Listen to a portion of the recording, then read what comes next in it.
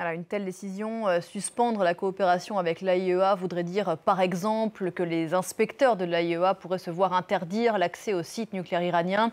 Il faut bien préciser tout de même que le Parlement iranien n'a en réalité que très peu de pouvoir sur ce sujet, comme sur les autres. Bonjour Gauthier Rybinski.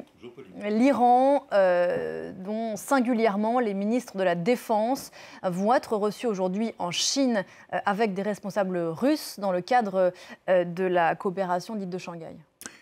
Oui, alors, est-ce que si j'étais vraiment méchant, je dirais que c'est un lot de consolation. Parce que pour le reste, on ne peut pas dire que les deux grands pays que vous venez de citer aient été particulièrement soucieux du sort de la République islamique d'Iran, que l'un et l'autre, pour des raisons diverses, ont plutôt fait preuve d'attentisme. Pékin, parce que fondamentalement, Pékin essaye toujours de garder les mains en dehors du moteur des autres et plutôt aime observer comment ça tourne pour les uns et les autres. C'est-à-dire que de son propre chef, Pékin n'intervient pas en se disant que lui aurait le droit d'intervenir, c'est-à-dire, suivez mon regard, Taïwan. Bon. Pour les Russes, il y a quelque chose de différent, c'est que vous avez d'une part la dépendance vis-à-vis des drones Shahed, des drones iraniens qui ont beaucoup servi aux Russes. Le problème maintenant, l'avantage pour Poutine aujourd'hui, c'est que la plupart de ces drones sont désormais produits sur le sol russe lui-même.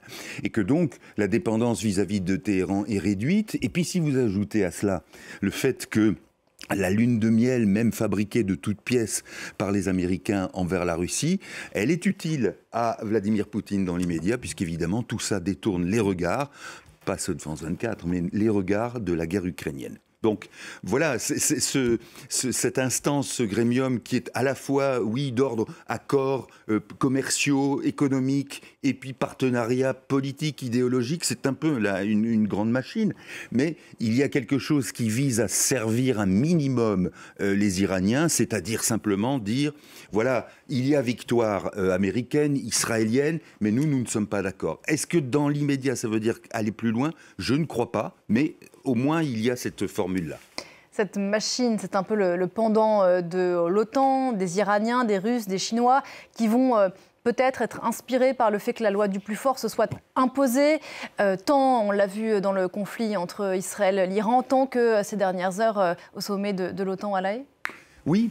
Bien sûr, alors c'est le risque effectivement, mais en même temps, si, privilégier la voie diplomatique, ce qui a été fait quand même depuis une trentaine d'années avec des régimes comme le régime chinois, avec Vladimir Poutine depuis 22 ans, 23 ans, etc., on dit, finalement, quel est le résultat de ça? Alors certains vous diront, voilà, la force armée, les attaques armées n'ont jamais rien produit de productif, précisément, dans ces 40 dernières années.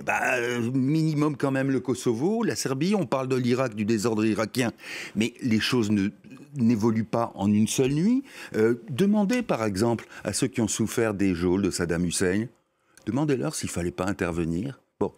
Il faut penser à tout ça. Simplement, sur le plan intrinsèque à ces régimes, vous dites que ça pourrait leur donner des idées. Mais cette idée, elle est déjà là implicitement.